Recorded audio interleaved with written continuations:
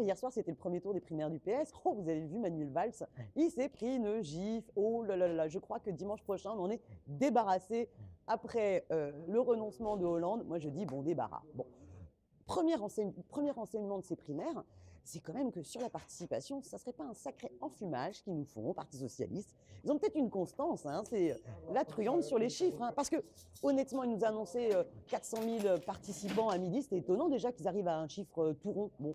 Et puis, nous, on voyait bien que les bureaux de vote, ils étaient vides. Et ensuite, il y avait une estimation entre 1,5 et 2 millions de participants sur les coups de 20h30.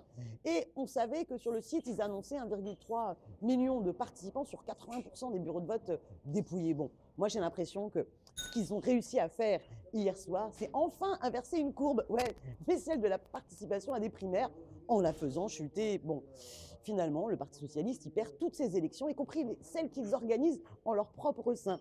Deuxième enseignement de ces primaires, bon, c'est que je suis persuadée que d'ici peu de temps, il va y avoir une sacrée macronite aiguë au sein du Parti Socialiste. Vous allez voir tic-tac, le nombre de dirigeants qui vont rejoindre Emmanuel Macron, ah là là là là, pour finalement se dire il faut qu'on aille là où va le vent, bien dans le libéralisme.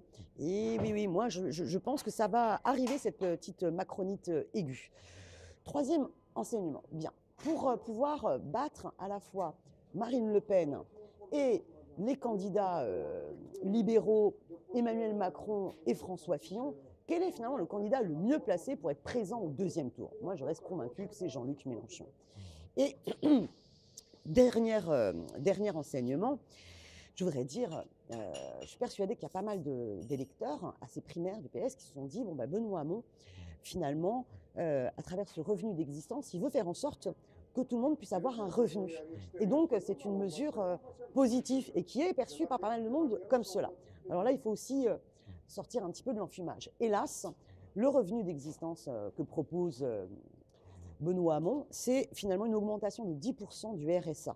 Et finalement, ça nous met à 600 €. Est-ce que quelqu'un peut vivre avec 600 € par mois? Non, hélas. Et quand on a 9 millions de pauvres, c'est sacrément peu ambitieux de proposer une mesure comme ça qui finalement va condamner tout le monde à devoir avoir un petit job d'appoint.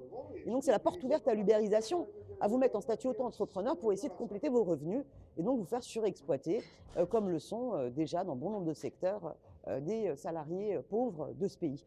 Et puis surtout, c'est un renoncement, c'est de se dire le plein emploi, c'est fini, on n'y arrivera pas. Alors que, est-ce qu'on a satisfait tous les besoins sociaux et tous les impératifs écologiques? Mais pas du tout. Donc il y a un gisement d'emploi gigantesque. Et surtout, il faut absolument réduire le temps de travail, appliquer les 35 heures et se donner l'objectif des 32 heures. Là, on a les capacités de faire travailler tout le monde et redistribuer les richesses, parce qu'on sait bien qu'il y en a plein qui se gavent pendant ce temps-là. Donc il faut absolument prendre la mesure des enjeux sur le fond du débat de ces élections présidentielles. Et avec le programme L'Avenir en commun de la France insoumise défendu par Jean-Luc Mélenchon, on a la possibilité enfin de convoquer une assemblée constituante pour que le peuple redéfinisse les règles du jeu, de redistribuer les richesses, de réduire le temps de travail pour enfin lutter contre ce chômage de masse et la grande précarité qui règne dans ce pays. Et puis engager enfin la transition énergétique, la planification écologique. Mais on sait aussi que ces mesures essentielles, on ne peut les faire que si on fait péter les verrous, et notamment le verrou des directives libérales européennes. Et là-dessus, il n'y a que Jean-Luc Mélenchon qui propose un vrai rapport de force avec un plan A, un plan B, en assumant qu'il va falloir désobéir aux traités libéraux européens. Alors, surtout, n'oubliez pas, soutenez Jean-Luc Mélenchon, la France insoumise, et d'ailleurs, le 5 février, je vous attends au grand meeting avec l'hologramme de Jean-Luc Mélenchon qui sera pendant ce temps-là à Lyon.